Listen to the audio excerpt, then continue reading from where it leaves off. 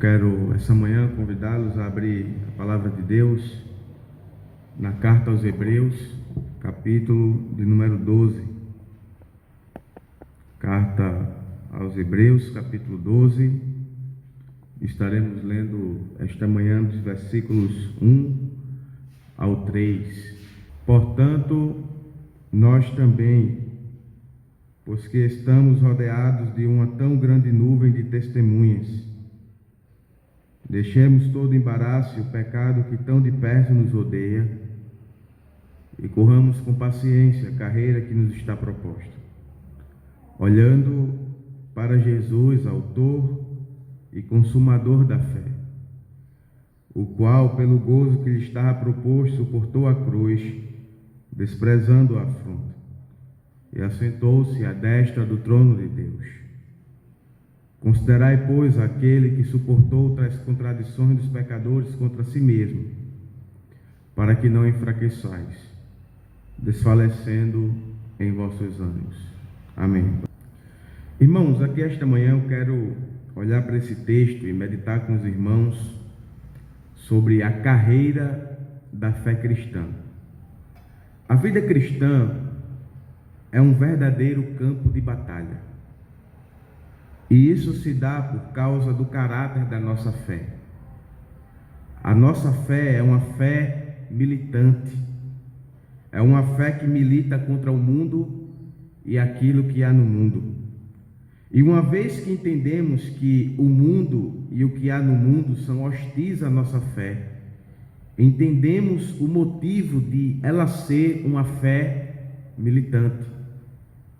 O cristão, durante toda a sua vida, encontra-se em um verdadeiro campo de batalha. Apesar do cristão ser um cidadão do céu, ainda não se encontra no céu. Somos do céu, mas no presente momento estamos no mundo. E enquanto estivermos aqui, convém que militemos o bom combate da carreira da fé. Além disso, a palavra carreira, que aparece aí no versículo número 1, a carreira que nos está proposta, ela transmite a ideia lá no texto original grego de conflito. É como se o autor dos Hebreus estivesse dizendo aqui: corram com paciência o conflito, ou milite com paciência o conflito que está proposto.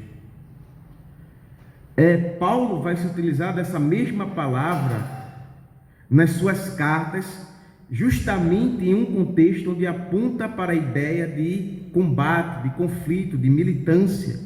Em Filipenses 1,30, Paulo se utiliza dessa palavra ao referir-se ao seu sofrimento.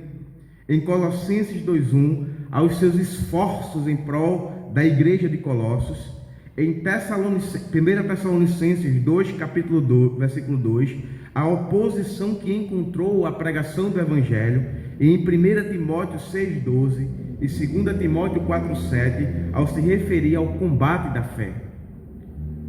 Então, ao olharmos para o que o autor dos Hebreus está nos dizendo aqui, temos que ter por certo que a carreira da fé cristã, ou a vida cristã, é uma vida de conflito, é uma batalha.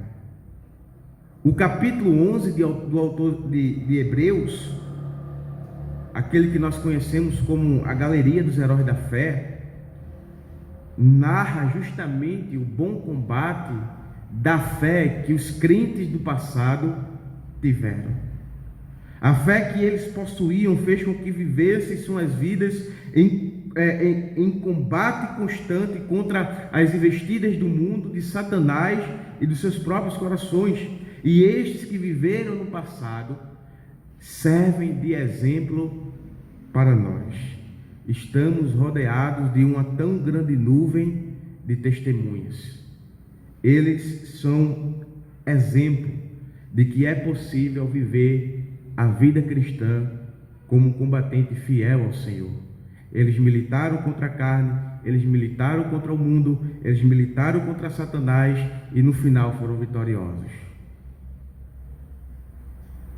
Mas, meus irmãos, eu quero olhar para esse texto e considerar algumas coisas que encontramos nele que nos exortam a perseverar na carreira da fé cristã. Primeiro, na carreira da fé cristã, devemos mortificar nossos pecados. Isso está no versículo 1.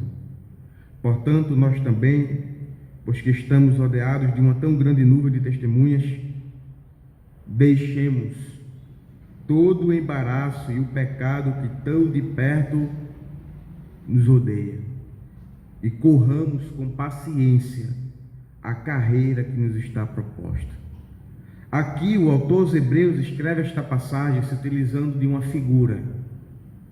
A figura é de um competidor que está competindo em uma arena. Lembre-se aí, para facilitar essa figura, do Coliseu Romano.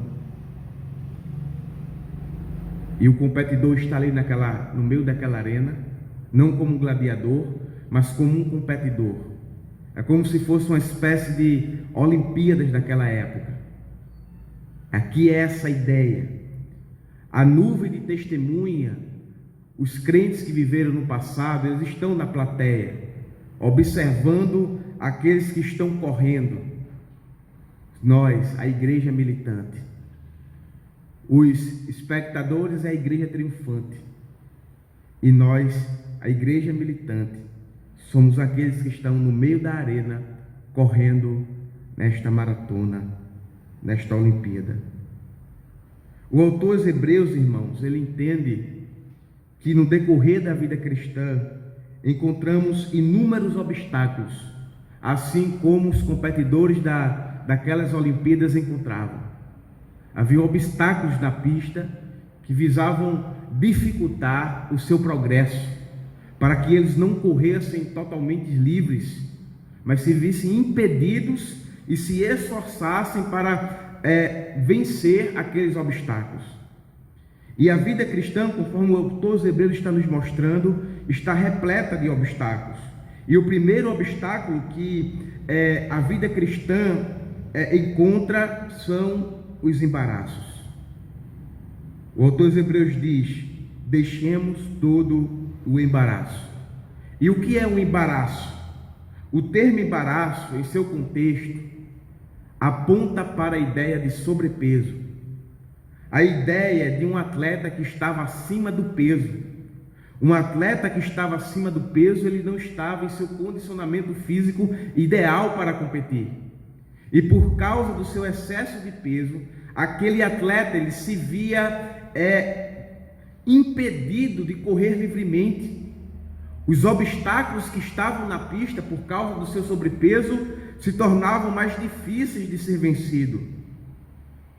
A ideia aqui, irmãos, quando o autor aos Hebreus está dizendo que nós devemos deixar todo o embaraço, aplicando para esse contexto de um atleta, é que o atleta deveria se manter com o físico ideal para competir naquela arena.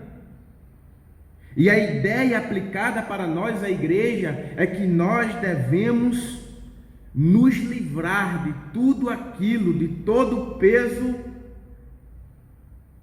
para corrermos livremente a vida cristã, sem que nos vejamos impedidos. Só que para que o atleta estivesse no seu condicionamento físico ideal, ele precisava cuidar do seu corpo, ele precisava seguir a fio a sua dieta, pois somente assim ele estaria com um condicionamento físico ideal para competir naquelas Olimpíadas. Essa metáfora, quando aplicada para nós, aponta para o fato de que devemos ter uma vida regrada durante todo o nosso combate na fé. Uma vez perguntaram a um homem de Deus qual era o segredo da sua espiritualidade. E ele disse: eu leio a Bíblia, eu oro, eu tomo ceia e eu cultuo. Esse é o segredo, irmãos, da vida cristã vitoriosa. É se apropriar dos meios de graça. E se apropriar dos meios de graça com diligência. Porque muitas vezes somos trôpegos na fé, porque deixamos de meditar na Bíblia diariamente. Porque muitas vezes nos vemos aflitos, aperreados com as coisas deste mundo, porque não oramos como devemos orar diariamente. Porque muitas vezes não temos prazer nas coisas do céu, nas coisas de Deus, porque muitas vezes negligenciamos a comunhão dos santos, o dia do Senhor, a ceia. Porque muitas vezes o que de fato nos atrai não são as coisas de Deus, mas são os embaraços desta vida. E o que é o embaraço destas vidas? Augusto Nicodemos, comentando essa passagem, ele dá alguns exemplos do que é embaraço. Ele diz: você pode pensar, por exemplo, nos compromissos que tem e que não contribuem para a sua corrida da vida cristã. Na verdade, eles atrapalham. Relacionamentos com pessoas em que, em vez de lhe fazer bem, só fazem mal, que prejudicam sua vida, que o colocam para baixo, em vez de impulsioná-lo para frente. Há amizades que são um fardo e não o ajudam. Determinados ambientes que você frequenta, determinadas coisas que você assiste, determinados hábitos que você cultiva, tudo isso é sobrepeso que deve se desvencilhar a fim de que possa correr com perseverança a maratona que lhe está proposta. Irmão, sobrepeso é tudo aquilo que ataca a nossa fé e que impede de vivermos a vida cristã com diligência, com perseverança, com paciência. É como Augusto está dizendo, às vezes é uma amizade que nós temos, que ao invés de nos aproximar de Deus, está nos afastando.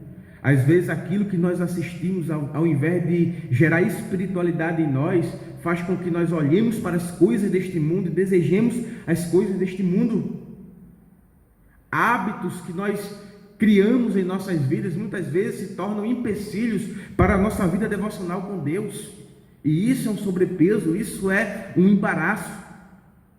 Tudo aquilo que nos atrapalha a vivermos piedosamente se constitui em um embaraço e nós precisamos nos desvencilhar disso. Sabe qual é o nosso grande problema? É que nós muitas vezes não queremos sacrificar os nossos relacionamentos, as nossas amizades, o nosso tempo, os nossos hábitos em prol de uma vida cristã perseverante. Por vezes, irmãos, durante a nossa caminhada cristã, nós nos demonstramos mais afetuosos com as coisas deste mundo do que com as coisas de Deus. O grande problema, ou melhor, a grande tragédia de sermos mais afetuosos com as coisas deste mundo do que com as coisas de Deus, é que vivemos uma vida cristã tropeçando, trôpega. O atleta, irmãos, não se via apenas com o embaraço, com o sobrepeso que lhe atrapalhava. O autor aos Hebreus vai dizer que existe um outro obstáculo, é o pecado. Ele diz: e o pecado que tão de perto nos rodeia. O autor diz que o pecado é algo que está a nos rodear. E aqui, para entendermos, precisamos novamente ver a figura que o autor está se utilizando.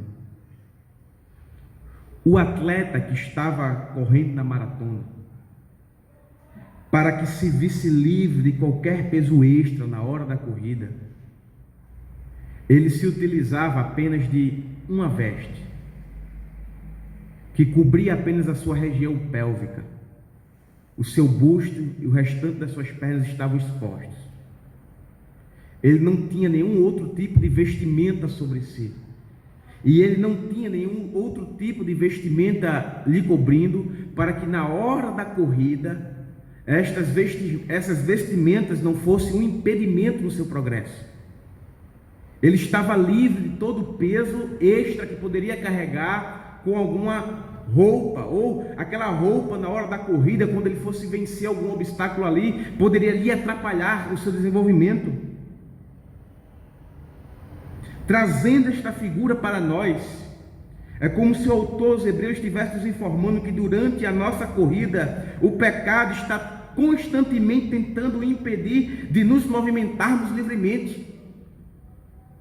E de fato isto é uma realidade, pois por causa da nossa natureza caída, somos diariamente inclinados para a prática do pecado.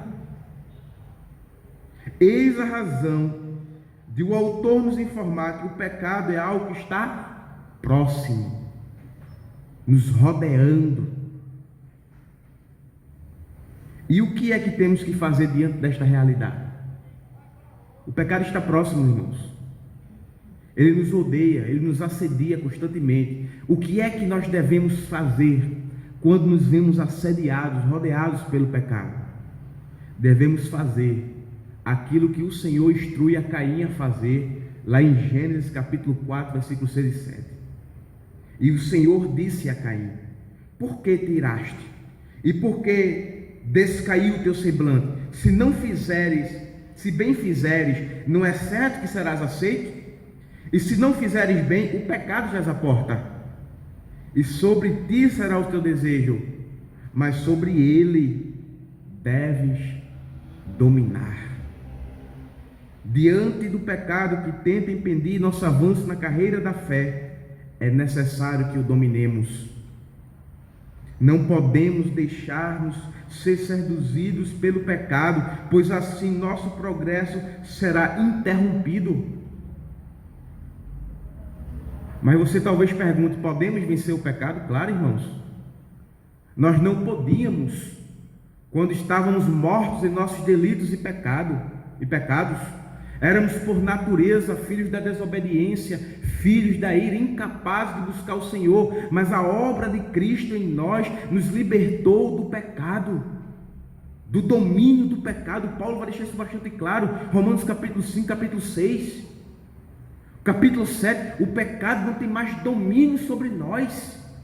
Estamos livres do pecado. Se nós pecamos hoje é por causa da falta da nossa vigilância, é porque demos lugar ao pecado, porque não mortificamos o homem interior como deveríamos mortificar, porque não nos revestimos do novo homem criado em justiça e santidade como deveríamos nos revestir. Se nós pecamos hoje, não é por causa da nossa capacidade de resistirmos ao pecado, mas por causa da nossa negligência, por falta da nossa espiritualidade. Somos capazes de resistir ao pecado porque Deus nos dá essa graça no momento em que Cristo nos salva. O Espírito Santo habita em nós, testifica do Senhor em nossos próprios corações, derrama da sua graça, nos capacita a vivermos para Ele. O grande problema é que somos negligentes em nossa vida cristã, e quando somos negligentes, damos lugar ao pecado. Ao falar de pecado aqui, o autor está se referindo da fonte do pecado.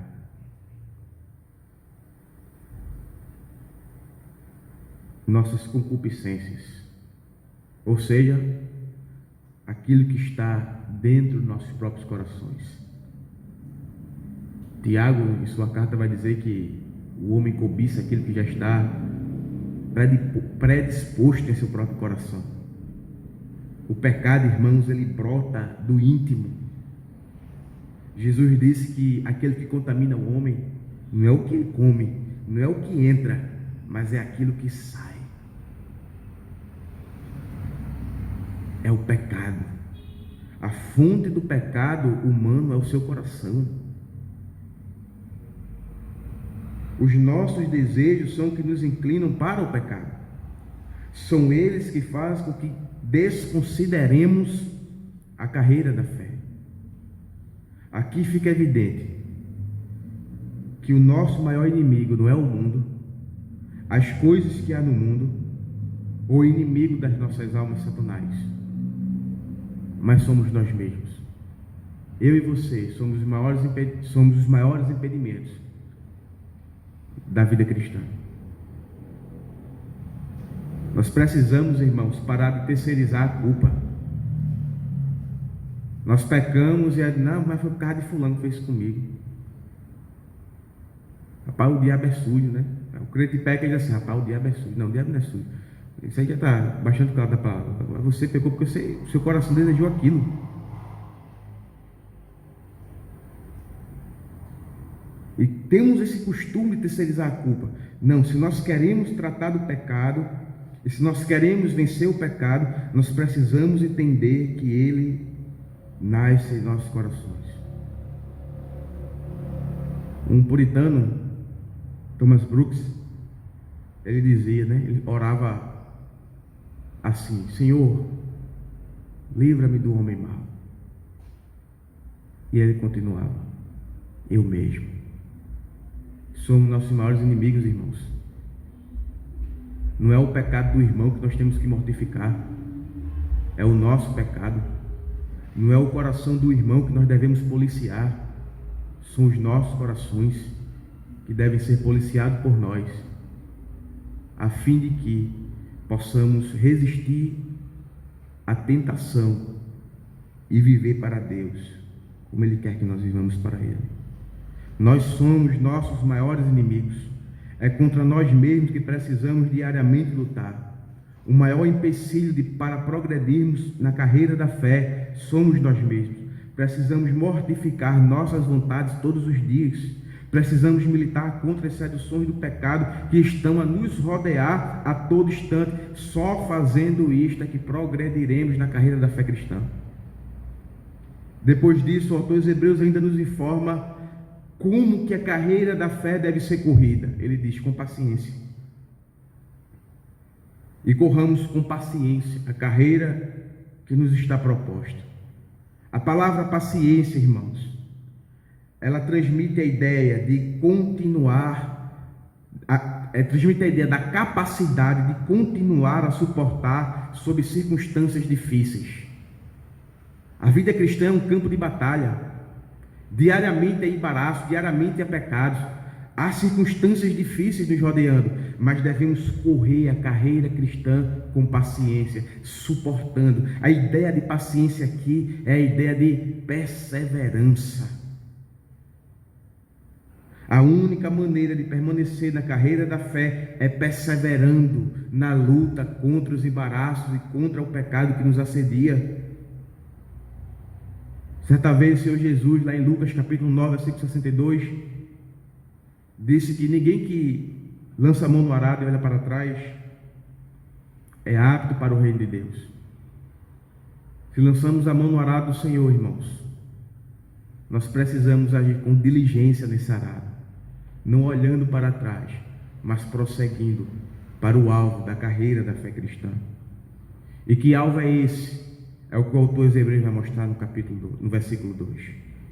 E é a segunda coisa que eu quero ver com os irmãos aqui.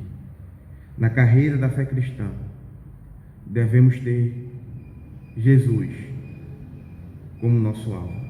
Ele diz: olhando para Jesus, autor e consumador da fé, o qual, pelo gozo que lhe estava proposto, suportou a cruz, desprezando a afronta, e assentou-se à destra do trono de Deus. Após o autor dos Hebreus exortar os crentes a viverem uma vida de mortificação da carne e de afastamento do pecado, ele aponta para os crentes quem é o alvo de todos aqueles que estão na carreira da fé cristã.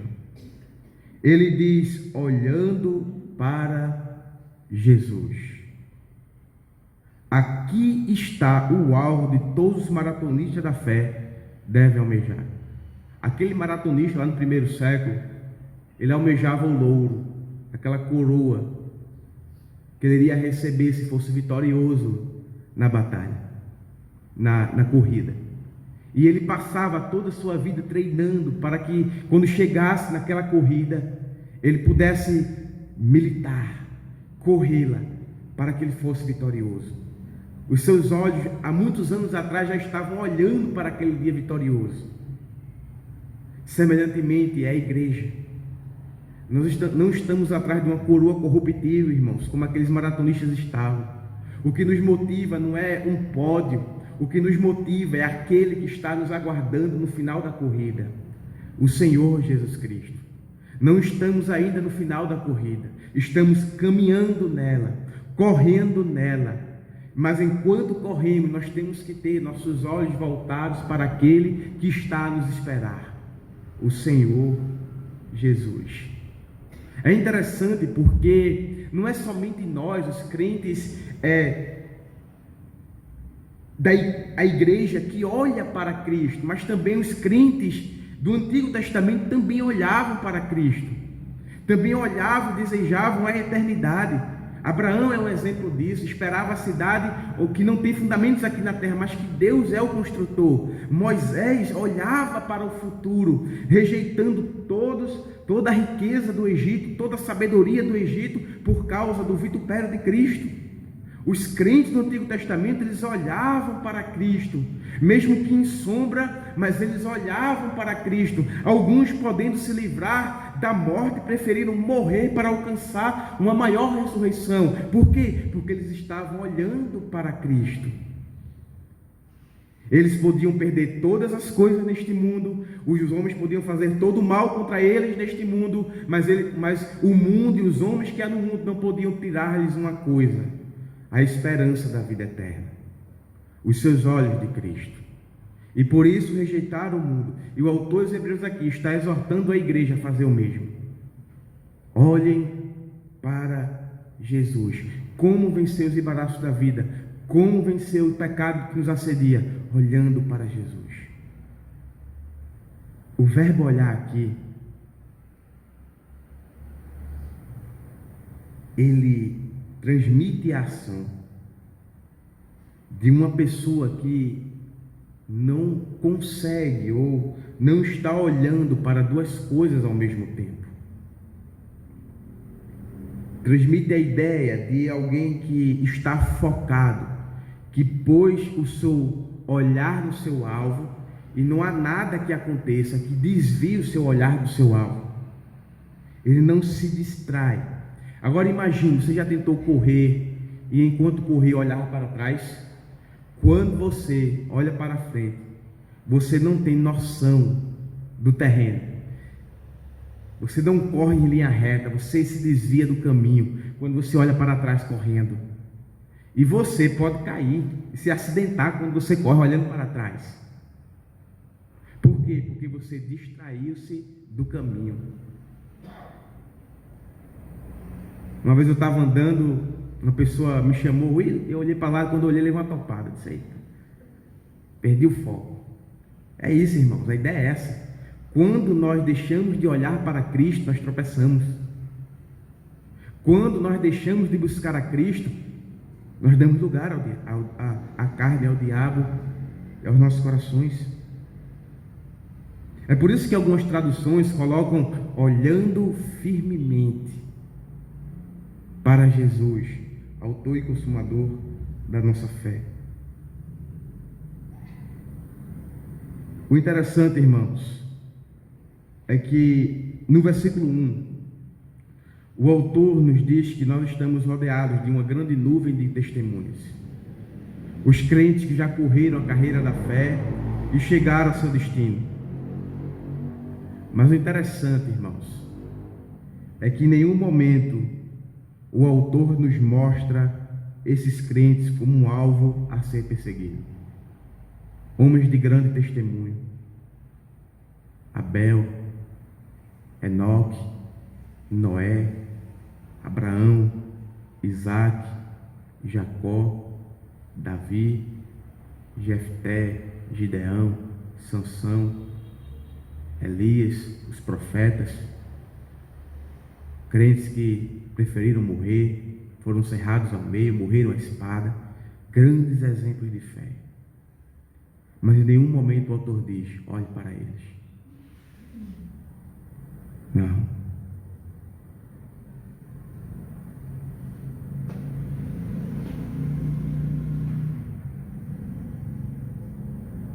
Mas ao mesmo tempo que o autor não nos conduz a olhar para eles, ele tem um objetivo, irmãos, a nos relatar esses exemplos de fé. É encorajamento. Ele está dizendo, olha, sabe esses crentes que viveram no passado? Eles foram vitoriosos na carreira da fé cristã, porque ele tinha os seus olhos voltados para o autor e consumador da fé deles. Eram homens pecadores, falhos. Se formos analisar, irmãos, todos os homens citados aqui no capítulo 11, vamos analisar que eram homens de fato pecadores, que em algum momento de suas vidas fracassaram, mas que ao mesmo tempo, no final da carreira, chegaram lá, porque estavam com seus olhos no lugar certo, olhando para o Messias, para o autor e consumador da fé deles. E o autor aos Hebreus, a nos informar sobre estes homens, ele está nos encorajando, dizendo, olha, viver a vida cristã de maneira digna não é impossível. Os que vieram no passado conseguiram. Apesar dos embaraços, apesar do pecado, apesar das dificuldades, eles conseguiram. Eles alcançaram um bom testemunho. O autor dos Hebreus vai dizer que estes homens que viveram no passado, nem a terra era digna deles.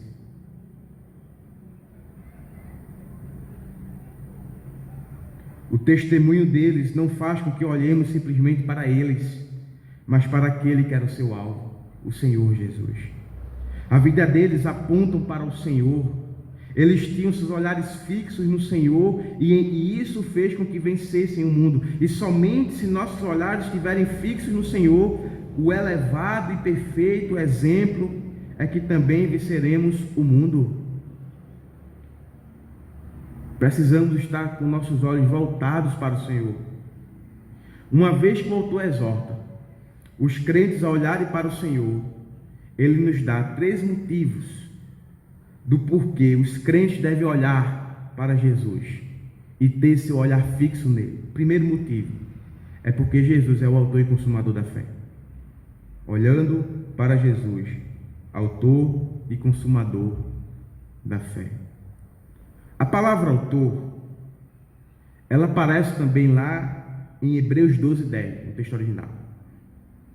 Para Jesus como autor da salvação. Em Atos 3:15, para Jesus como o príncipe ou autor da vida.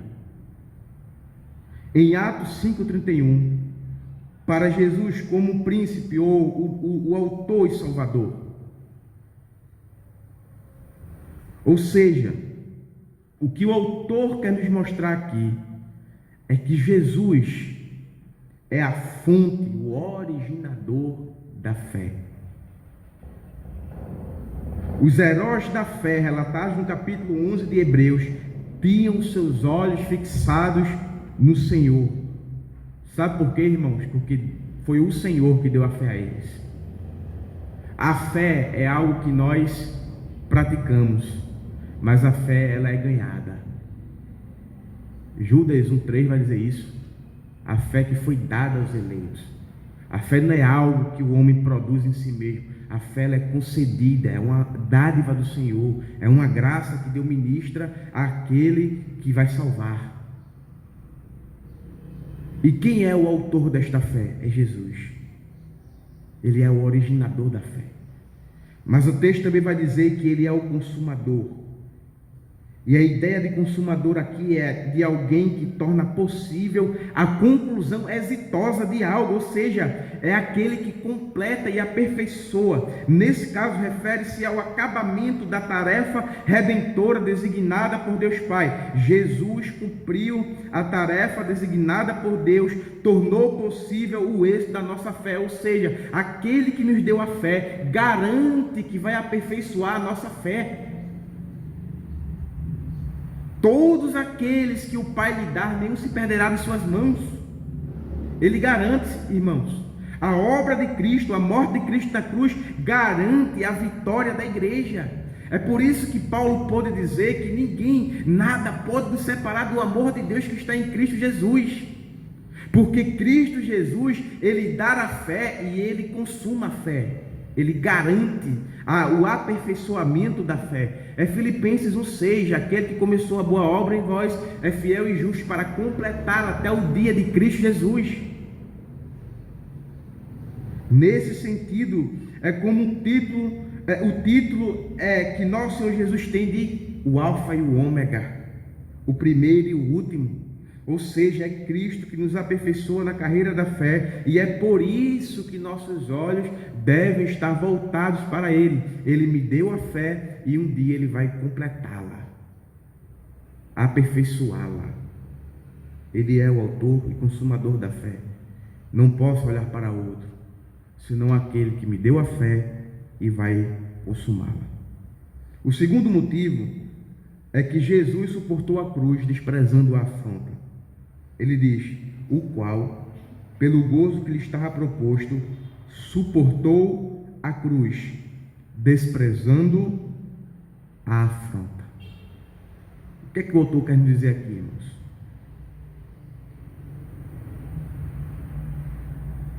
Jesus suportou a cruz. Ou seja, ele recebeu sobre si toda a ira de Deus em nosso lugar. Ele suportou a maldição da cruz. Ele sofreu o inferno de toda a igreja. Ele bebeu o cálice do furor da ira de Deus Todo-Poderoso em nosso lugar. Ele morreu vicariamente. E o autor dos Hebreus está nos dizendo que ele desprezou tudo isso, pois tinha em vista o gozo que lhe estava proposto. O que é que ele está querendo dizer aqui? Quando Jesus, irmãos, na eternidade com o Pai, decide morrer pela igreja, ele não olha para os seus sofrimentos, mas ele olha para os efeitos da sua morte. Ele não olha para a dor, para o peso da ira de Deus que ia cair sobre ele.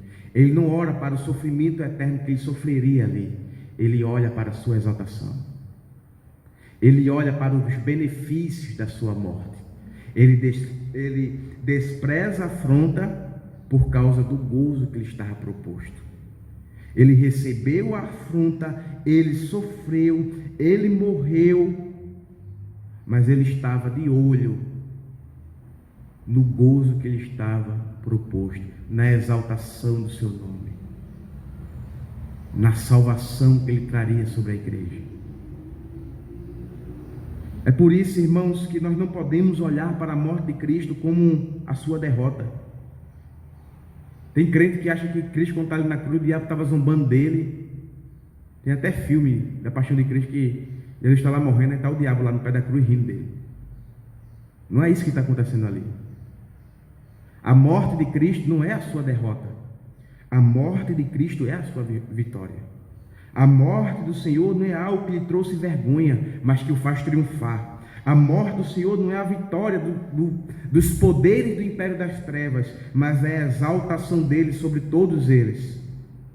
É como diz Paulo lá em Colossenses capítulo 2, versículo 14 e 15: havendo riscado a cédula que era contra nós nas suas ordenanças, a qual de alguma maneira nos era contrária, e ela tirou do meio de nós, cravando-a na cruz e despojando principados e potestades publicamente, e deles triunfou em si mesmo.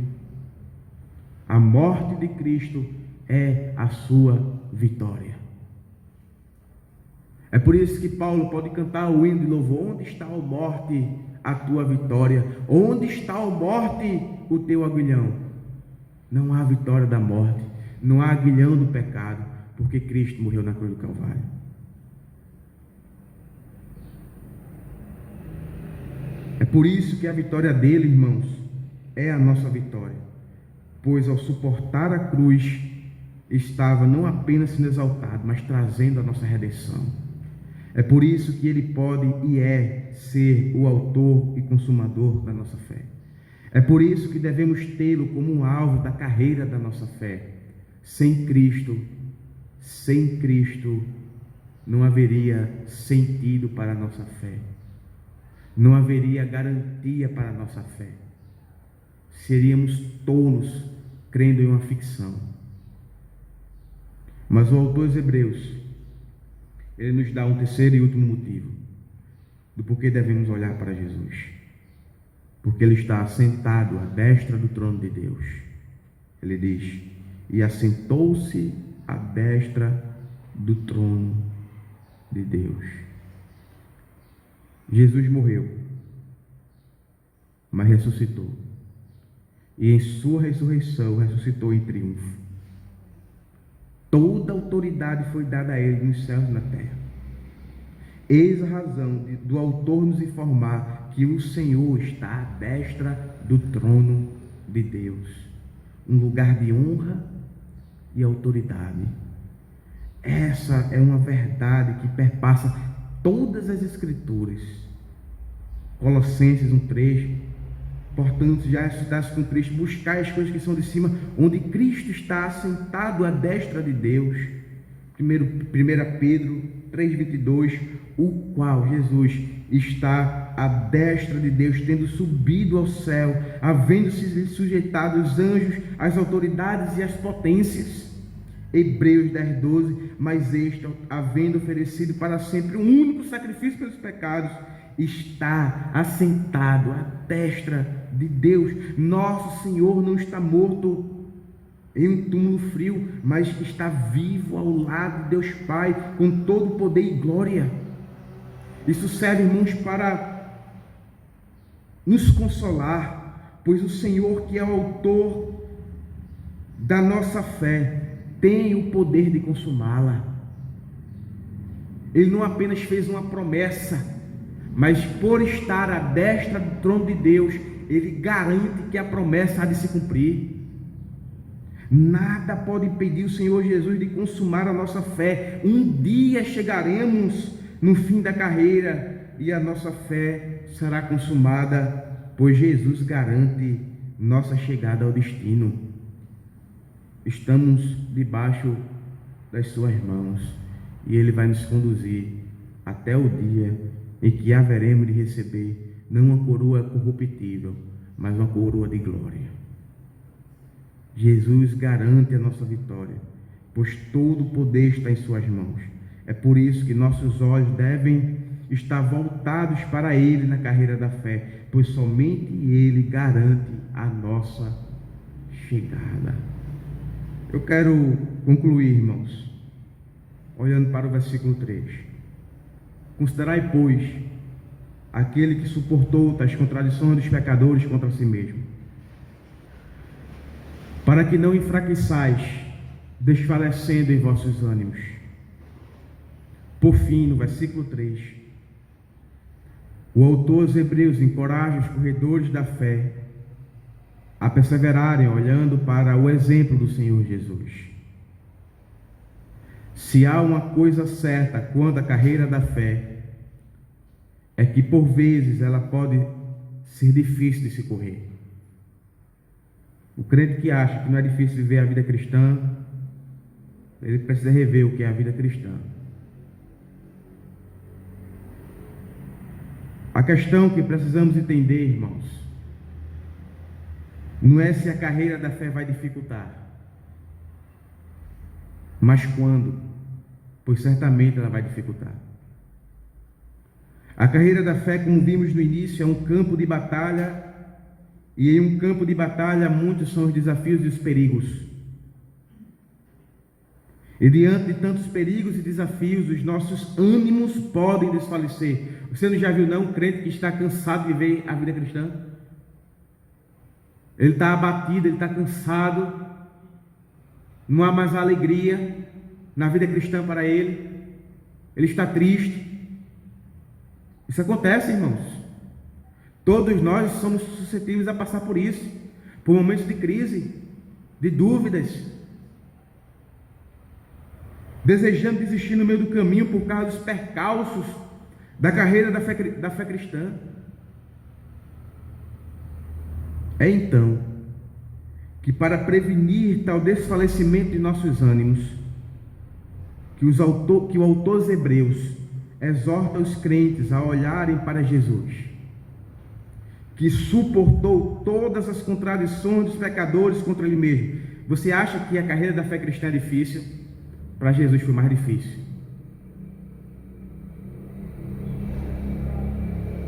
Para Jesus, irmãos, foi mais difícil.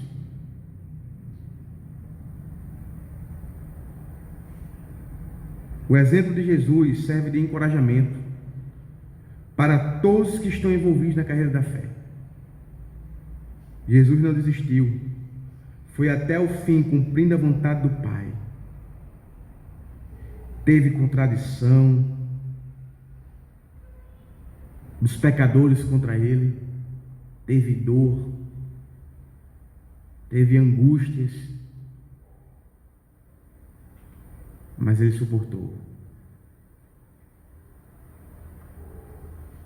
E assim como Cristo suportou todas as coisas, devemos procurar evitá-lo. De semelhante modo, devemos imitá-lo, e diante de todas as adversidades da corrida da fé, devemos perseverar. Quando você achar que as coisas estão difíceis, quando o seu ânimo estiver lá para baixo por causa das dificuldades da carreira da fé cristã, olhe para os sofrimentos de Cristo, olhe para as dores de Cristo, olhe para as contradições que Cristo sofreu dos pecadores, e saiba e tenha certeza de que nada que você está passando se compara com o que ele passou. Mas olhe para ele, para que seu ânimo seja renovado, sabendo de que suportou as contradições dos pecadores contra si, é o autor e consumador da sua fé, que ele morreu substitutivamente ali na cruz por você, e que ele é o Senhor da tua vida, porque ele está à destra do trono de Deus, e nada e nem ninguém vai te separar dele. E quando nós olhamos para isso, irmãos, não há motivo para permanecermos desanimados, abatidos, tristes, porque Cristo nos é suficiente. Que Deus nos ajude, que Ele nos conceda a sua graça para vivermos a carreira da fé cristã, mortificando o pecado, desvencilhando de todo embaraço, olhando para Jesus, tendo Ele como nossa fonte de vida e de esperança, para que não venhamos desistir nem tropeçar no meio do caminho, sabendo que um dia, por mais difíceis que sejam as dores, os dias, a militância do mundo, estaremos com Ele para sempre. Ele está no final da corrida, de braços abertos a nos esperar. Lembram-se de Paulo, o velho Paulo, lá em 2 Timóteo. Demas o abandonou, Alexandre o latoeiro lhe fez muitos males, ninguém se fez presente no dia do seu julgamento, nem mesmo Timóteo, preso, uma prisão insalubre, cheia de rato, pés dentro de água, passando frio. Ele conclui dizendo que, irmãos, o Senhor Jesus, Ele vai me dar o prêmio, a coroa eu vou receber. No último momento de sua vida, Paulo olha para Cristo, e diante de todas as adversidades, Paulo compreende que todos os homens os abandonaram, mas o Senhor estava com ele. e lhe darei o seu galardão do último dia. Olhe para Jesus. Pastor Alain.